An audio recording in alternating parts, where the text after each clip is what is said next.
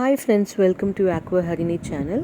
இன்றைக்கி நம்ம சென்னையிலேருந்து பாண்டிச்சேரி ஒரு சின்ன சுற்றுலா தொகுப்போட ஒவ்வொரு தருணத்தையும் நான் அனுபவித்த ஒவ்வொரு விஷயத்தையும் நான் இங்கே வந்து சொல்ல போகிறேன். சென்னையிலேருந்து பாண்டிச்சேரிக்கு ஒரு சின்ன சுற்றுலா தொகுப்பு பயணத்திட்டம்னு சொன்னேன். சென்னையிலேருந்து ஃப்ரெஞ்சு பாரம்பரியம், அழகான கடற்கரை, அப்புறம் அமைதியான சூழ்நிலைக்கு பெயர் பெற்ற ஒரு அழகான கடற்கரை நகரமாக இருக்கிறது இந்த பாண்டிச்சேரி. ஒரு நாள் புத்துணர்ச்சியூட்டுற பயணத்தை அனுபவிக்கிறதுக்கு நான் உங்களை வரவேற்கிறேன். இங்கே பார்த்தீங்கன்னா நம்ம அரவிந்தோ ஆசிரமம், அப்புறம் ராக் பீச், அப்புறம் ஆரோவில், வண்ணமயமான ஃப்ரெஞ்சு வீதிகள் போன்ற சிறந்த இடங்களுக்கு உங்களை அழைத்து செல்கிறது.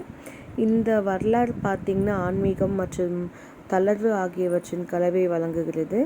விரைவான பயணத்திற்கு ஏற்றது இந்த தொகுப்பு. ஒரே நாளில் தொந்தரவு இல்லாமல் நம்ம போயிட்டு மகிழ்ச்சிகரமாக அனுபவத்தை உறுதி செய்யலாம். சென்னையிலேருந்து காலையில் ஒரு 6 மணிக்கு நம்ம பாண்டிச்சேரிக்கு புறப்படுறதா இருந்துச்சுன்னா ஈசிஆர் அல்லது கிழக்கு கடற்கரை சாலை வழியாக தான் போவோம். ஸோ இங்கே போகும்போது நம்ம வந்து அழகான ஒரு கிராமங்கள், கடலோர கிராமங்கள், களிகள் அப்படின்னு சொல்லுவாங்க. அப்புறம் இந்த வங்காள விரிகுடாவின் அற்புதமான காட்சிகள், பே ஆஃப் பெங்கால் தாண்டி தான் போகும். காலையில் நம்ம ஒரு 9 o'clock வந்து மணக்குள விநாயகர் டெம்பிளை ரீச் பண்ணுற மாதிரி இருக்கும். நம்ம விநாயகரை வந்து அந்த கோயிலை வந்து தரிசனம் பண்ணிவிட்டு அந்த வரலாற்று சிறப்பு கோயிலை வந்து ஆராய்ச்சி பண்ணிவிட்டு அதோட துடிப்பான தங்க ரதம், அப்புறம் அந்த ரொம்ப சிக்கலான ஒரு சிற்ப வேலைப்பாடுகள் இருக்கும். இதெல்லாம் அதுக்கு பெயர் பெற்றது. இந்த ஃப்ரெஞ்சு காலனித்துவ ஆட்சிக்கு முன்பே இருந்ததால் இந்த கோயில் வரலாற்று முக்கியத்துவம் ரொம்ப அதிகம். அதுக்கப்புறம் வந்து அரவிந்தோ ஆசிரமம் ஒரு அமைதியான ஓய்வு இடங்க. காலையில் 9:45 10:15 நம்ம இந்த கோயிலேருந்து கொஞ்சம் தூரம் நடந்தால் இந்த அரவிந்தோ ஆசிரமம் வந்துடும். அங்கேருந்து நம்ம நிறுவப்பட்டிருக்க அந்த பார்வையிட்டு அப்புறம் தியான மண்டபத்துக்கு அமைதியாக அனுபவிச்சுட்டு ஆன்மீக பரிணாமம் குறித்தவர்களின் போதனைகளை பற்றி அறிந்து கொள்ளாங்க. அதுக்கப்புறம் ஆரோவில் மாத்ரி மந்திர் அப்படின்னு ஒரு இடத்துக்கு வந்து போகலாம். இது வந்து பாண்டிச்சேரியிலேருந்து 10 கிலோமீட்டர் தள்ளி இருக்குது. ஸோ காலையில் ஒரு 10:45 போனீங்கன்னா 12 மணி வரைக்கும் நம்ம அங்கேயே வந்து இருக்கலாம். ஒற்றுமை மற்றும் மனித நல்லிணக்கத்தை ஊக்குவிக்கும் ஒரு சோதனை நகரமாக ஆரோவில்லுக்கு இருக்கும் அப்படின்னு சொல்கிறாங்க. ஆரோவில்லில் வந்து ஆன்மா அப்படின்ற கருதப்படுற தங்க உருண்ட வடிவில் தியானமயமான மாத்ரி மந்திர் அப்படின்னு ஒரு இடம் இருக்குது. அதை நீங்கள் பார்வையிட்டு அமைதியான சூழ்நிலையை அனுபவிச்சுட்டு பசுமையான சூழலில் ஒரு சிறிய வாக்கிங் வந்து போயிட்டு நம்ம வரலாம். அதுக்கப்புறம் பாண்டிச்சேரிக்கு பக்கத்தில் வந்து அருங்காட்சியகம் இருக்குது, மியூசியம் இருக்குது. இதுலேருந்து ஹிஸ்ட்ரியை பற்றி பார்க்கலாம். ஸோ இது 12:30 to 1 o'clock வரைக்கும் அங்கே பார்க்கலாம். 1:30 அப்புறம் அங்கே லஞ்ச் பிரேக் இருக்கும். ஸோ அதுக்கு முன்னாடி நம்ம இங்கே பிரேக் பண்ணிக்கலாம். பாண்டிச்சேரி மியூசியமில் பார்த்திங்கன்னா நிறைய அரிய கலைப்பொருட்கள், ஃப்ரெஞ்சு காலனித்துவ நினைவு சின்னங்கள், அப்புறம் பண்டைய கால சிற்பங்கள் இதெல்லாம் இருக்குது. அப்புறம் பிரபலமான சோழர் பாண்டியர் இவங்களோட வெண்கல சிலைகள், அப்புறம் வரலாற்று நாணயங்கள்லாம் இருக்குது. அப்புறம் பார்த்திங்கன்னா ஒரு லஞ்ச் வந்துடும். மதிய உணவு இடைவேளை வந்து நம்ம பக்கத்தில் இருக்கிற ஒரு ஃப்ரெஞ்ச் கஃபே இல்லைனா வந்து நம்ம சவுத் இந்தியன் குசைனில் போயிட்டு ஒரு நல்ல ஒரு சுவையான மதிய உணவை வந்து அனுபவிச்சுட்டு அதுக்கப்புறம் வரலாம். நான் வந்து என்ன மாதிரி ஹோட்டல்ஸ்லாம் வந்து ப்ரிஸ்கிரைப் பண்ணுவேன், ரெக்கமெண்ட் பண்ணுவேன் அப்படின்னா கஃபே, அப்புறம் கஃபே டேஸ் ஆர்ட்ஸ் அப்படின்ற ஒரு இடம், லூ டோஃப்லே, அப்புறம் சர்க்குரு, இல்லைனா வந்து புத்திஸ்ட் விரிகுடா அப்படின்னு ஒன்று இருக்குது, அங்கே போகலாம். அதுக்கடுத்து பார்த்திங்கன்னா சுண்ணாம்பாறு காயல் இருக்குது. இங்கே வந்து படகு சவாரி பண்ணலாம். அப்புறம் இயற்கையாக நம்ம சாகசமெல்லாம் பண்ணலாம். ட்ரெக்கிங், அங்கே போட்லேயே என்னென்ன வேலை பண்ணலாமோ அதெல்லாம் பண்ணலாம். படகு சவாரி மற்றும் அந்த வாட்டர் கேம்ஸ் நிறைய இருக்குது. சொர்க்கமான சுண்ணாம்பாறு காயலுங்க. ஏன்னா வந்து இது வந்து ஒரு பகுதியில் வந்து நம்ம வண்டியெல்லாம் நிறுத்திட்டு கொஞ்சம் போட்டிங்கில் போயிட்டு ஐலாண்டில் விட்டுருவாங்க. அங்கேருந்து நீங்கள் 2-3 hours நீங்கள் ஸ்பெண்ட் பண்ணிட்டு அதுக்கப்புறம் அங்கேருந்து நீங்கள் வர போட்டில் வந்துடலாங்க. இது பார்த்திங்கன்னா பசுமையான இது சதுப்பு நில காடுகள் சொல்லுவாங்க, மேங்க்ரூவ் ஃபாரஸ்ட் தான் இது. ஸோ இது வழியாக வந்து படகு சவாரி செஞ்சு பாரடைஸ் கடற்கரையை வந்து நம்ம வந்து அடைஞ்சிடும். இது வந்து தி பிளெச் பாரடைஸோ அப்படின்னு வந்து இது வந்து சொல்லுவாங்க. அமைதியான நீரை, இயற்கையான அழகு, அப்புறம் வந்து ரொம்ப புத்துணர்ச்சியான ஒரு காற்றும் நம்மளுக்கு கிடைக்கும். ரொம்ப அழகான ஒரு அனுபவம் கிடைக்கும்.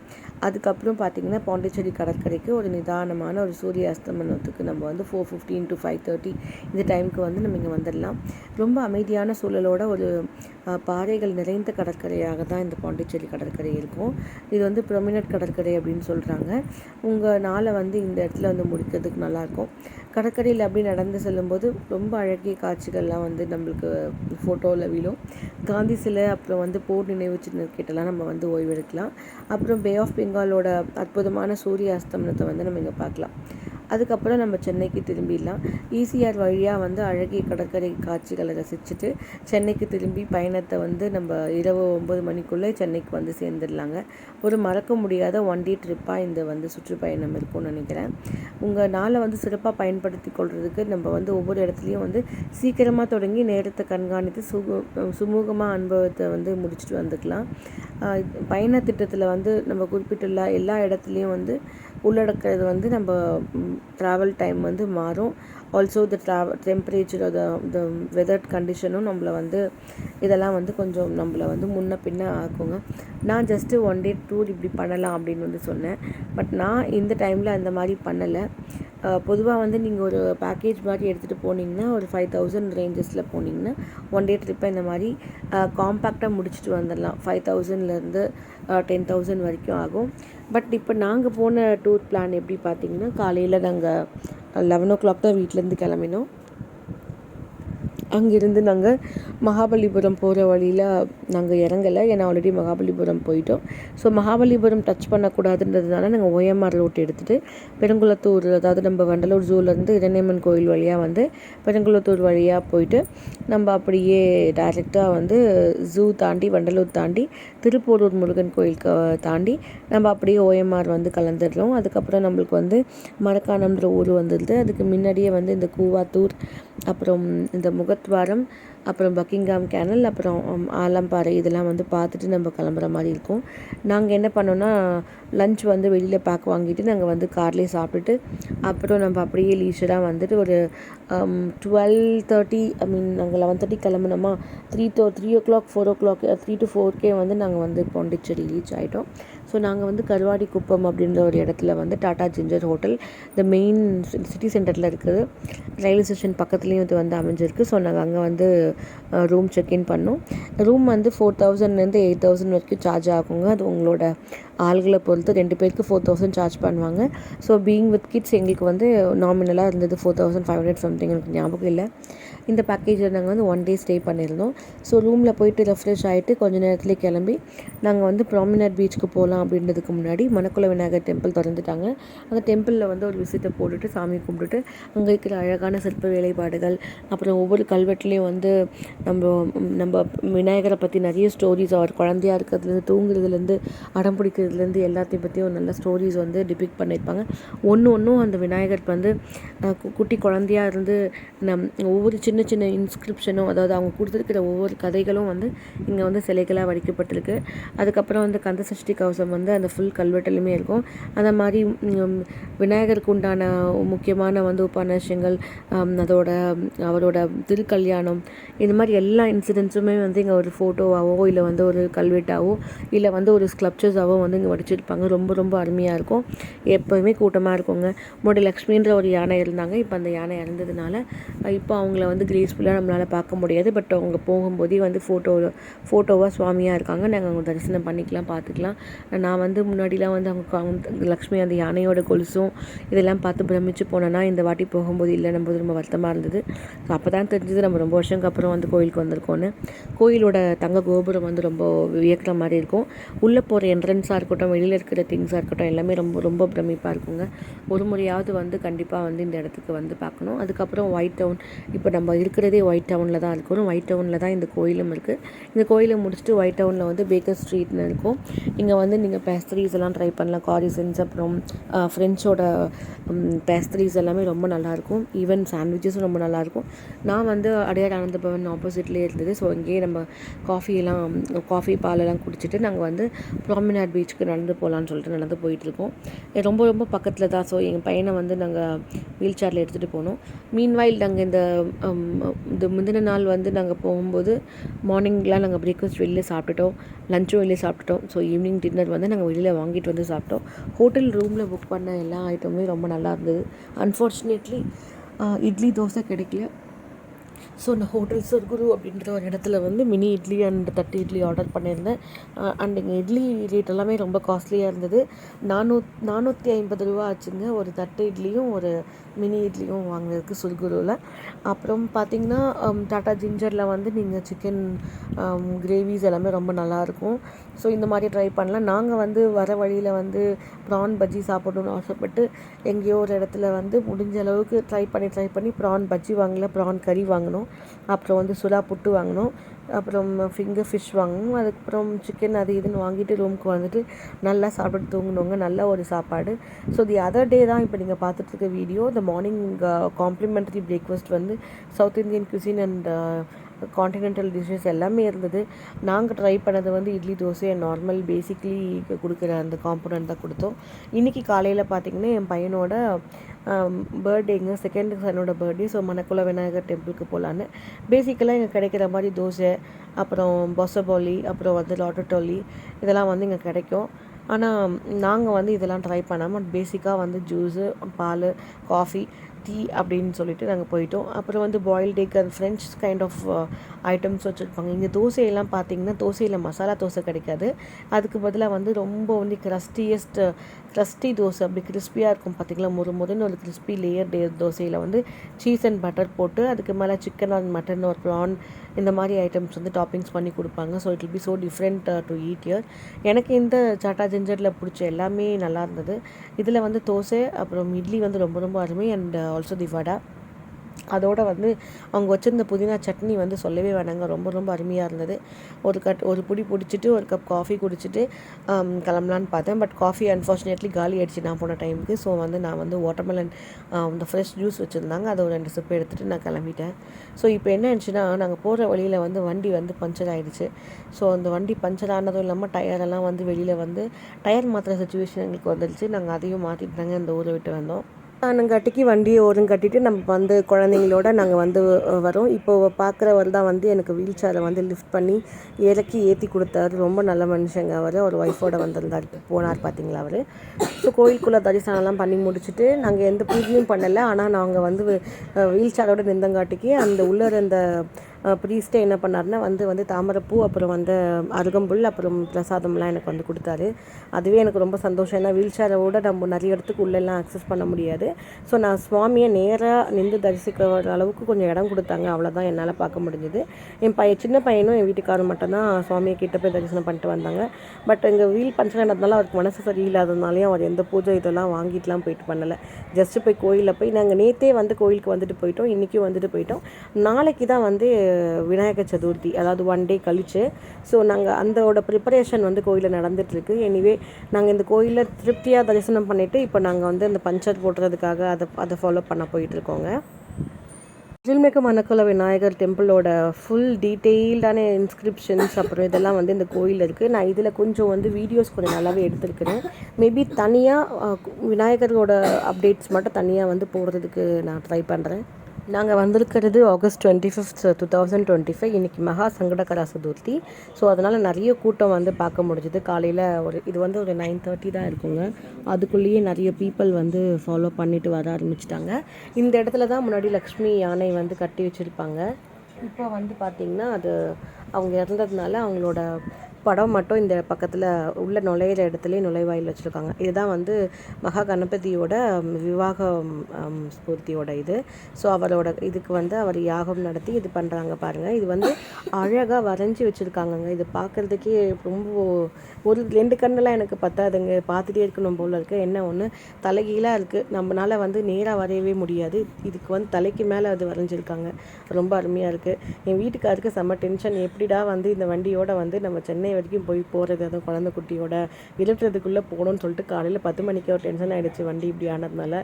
எனக்கு வந்து அவருக்கு இன்ஃபார்ம் பண்ணிட்டோம், கூலாக இன்ஃபார்ம் பண்ணிவிட்டு அவர் வந்துடுவார் அப்படின்ற நம்பிக்கையில் இருந்தேன்.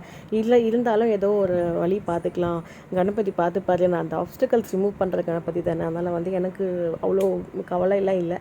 வண்டி எப்படி ஆயிடுச்சு, நம்ம ரெடி பண்ணிட்டு போகலாம் அப்படின்ற ஒரு இதுதான் இருந்ததுங்க. ஸோ பார்த்திங்கன்னா சின்னது வந்து இன்னும் என்ன சோம்பேறி ஆகிடுது. இந்த மாதிரி வீல் சேரில் இவனை கூட்டிகிட்டு வந்தால் இதுவும் வந்து நான் உட்காரணும் அப்படின்னு சொல்லிட்டு ரொம்ப தொல்லை பண்ணுது. சரி பரவாயில்ல அப்படின்னு சொல்லிட்டு 2 பேருக்கும் ஒரே மாதிரி. இந்த ட்ரெஸ்ஸு பார்த்திங்கன்னா என் தம்பியும் எங்கள் அம்மாவும் வந்து பர்த்டேக்கு வந்து கொடுத்துருக்க கிஃப்ட்டு. ரொம்பவே ஆப்டாக நல்லா இருக்குது போட்டுட்டு. அந்த வெயிலோட அந்த கசகசப்பு எதுவுமே தெரியல, நல்லா தான் இருந்துச்சு. எனக்கு பிடிச்சிருந்ததுங்க இந்த ட்ரெஸ்ஸு. இவங்களும் வந்து கழட்டவே மாட்டேன் அப்படின்னு சொல்லிட்டு ரொம்பவே பண்ணாங்க. பட் நாங்கள் ரோட்லேயே ரொம்ப நேரம் நின்றதுனால ரூமில் போயிட்டு முதல்ல குளிச்சுட்டு இந்த ட்ரெஸ் எல்லாம் கழட்டி வேறு ஒரு நார்மல் டிஷர்ட் போட்டுட்டு அங்கே ஆரோவில் கிளம்பிட்டோம். ஆனால் பார்த்திங்கன்னா நாங்கள் போக வேண்டிய பிளான் எல்லாம் வந்து சொதப்பல் ஆனதுனால எங்கேயும் போக முடியாத காரணத்தினால இந்த பீச்சுக்கு கூட நாங்கள் போகலை, சுண்ணாம்பாருக்கு போகலை, எங்கேயுமே போகலை. அப்படியே கட் டவுன் பண்ணிவிட்டு, ஏன்னா நாங்கள் இதெல்லாம் பண்ணி முடித்து வீட்டுக்கு ரூமுக்கு என்டர் ஆகும்போது டைம் வந்து 12:45 செக் அவுட் டைமே ஆயிடுச்சு. அதுக்கப்புறம் என்னங்க பண்ணுறது, நேராக ஆரோவிலுக்கு போய் லஞ்சு சாப்பிட்டுட்டு கிளம்பிட்டோம். இப்போ பஞ்சர் ஓட்டுற கதையை பாருங்கள். பையனுக்கு பர்த்டேன்னு சொல்லிவிட்டு அவனை குளித்து கிளப்பி நாங்கள் கீழே வந்து ரெஸ்டாரண்ட்டில் சாப்பிட்டு முடித்து காரில் நல்லபடியாக தான் கிளம்பி வந்தோம். ஜஸ்ட் 1 கிலோமீட்டர் தான் நம்ம ரூமில் இருந்து.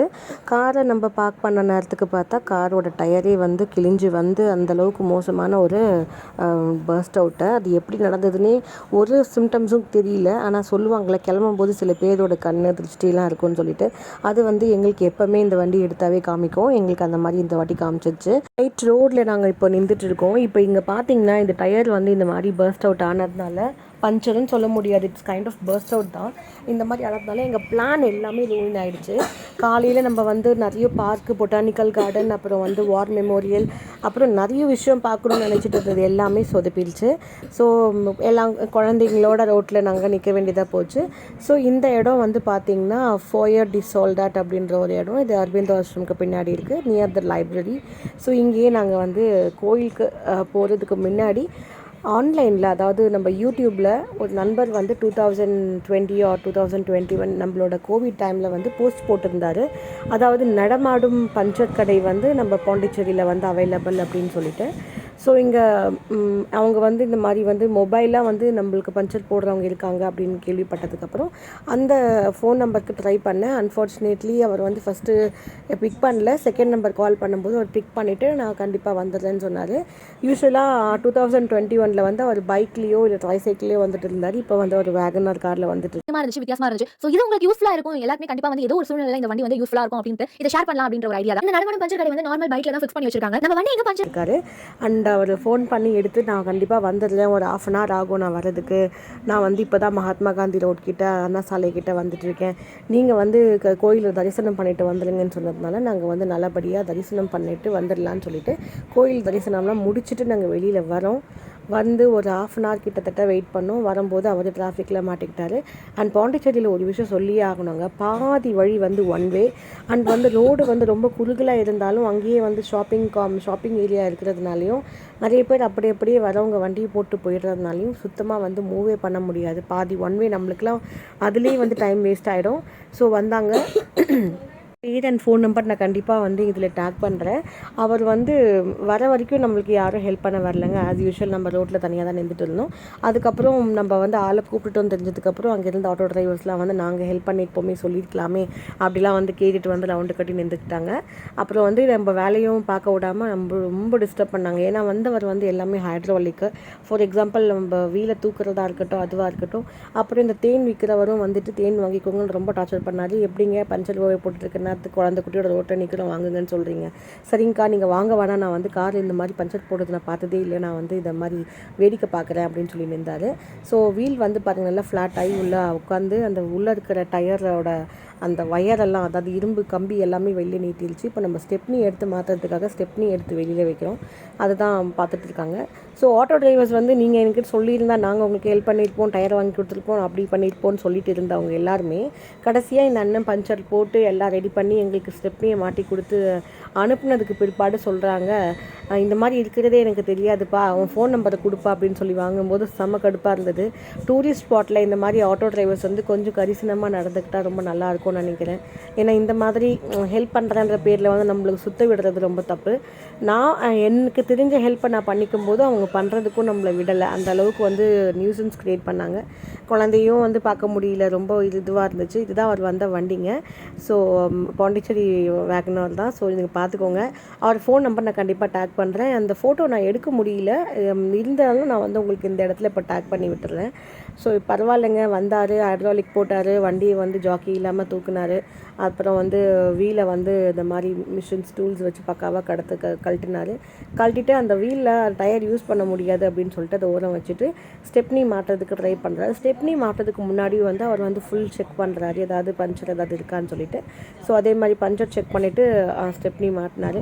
அது மாட்டிட்டு ஃபுல்லாக வீல் அலைன் பண்ணியும் கொடுத்தாரு. ஆனால் எங்களுக்கு அதில் மாட்டி கொடுத்ததுக்கப்புறம் சென்னை வரைக்கும் போகணுமே, ஸ்டெப்னியோடு போனால் நாளைக்கு ஏதாவது ஒரு எமர்ஜென்சினா என்ன பண்ணுறது அப்படின்னு சொல்லிட்டு அவரே வந்து என்ன சொன்னார்னா, எம்ஆர்எஃப்ஓ இல்லை ஏதோ ஒரு டயரில் வந்து நீங்கள் டயர் வாங்கிட்டு போயிடுங்க அப்படின்னு சொன்னதுனால மாட்டின ஸ்டெப்னியோடையே வந்து நாங்கள் கொஞ்சம் தூரம் தள்ளி போயிட்டு, ரொம்ப தூரங்க, ஒரு மினிமம் ஒரு 8 கிலோமீட்டர்ஸ் இருக்கும். அந்த பக்கம் போய் எம்ஆர்எஃப் டயரோட ஷோரூம்ஸ்லாம் இருந்தது. அங்கே வந்து ஒரு டயரை வாங்கிட்டு பக்கத்துலேயே வந்து மேனுவலான பஞ்சர் கடை, அங்கே வேறு ஆப்ஷன் இல்லை.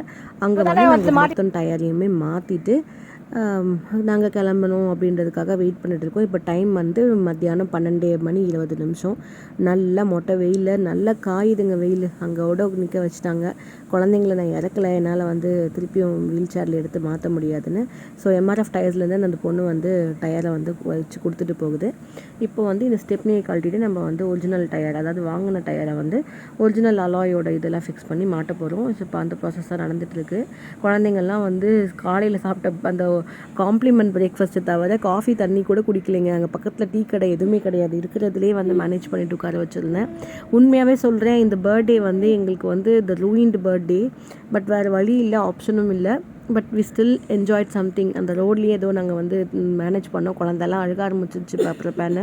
அப்படியே இந்த பக்கம் வந்தோம். இது என்னன்னு பார்த்தீங்கன்னா, கன்னத்தில் முத்தமிட்டாய் படத்தில் வர அந்த மீட் பண்ணுற அம்மாவும் பொண்ணும் மீட் பண்ணுற இடம் இந்த பார்க்கு. ஸோ அதுக்கப்புறம் பார்த்திங்கன்னா, அந்த மேயரோட சிலை ஒன்று இருக்கும், அவர் பேர் நான் மறந்துட்டேன்.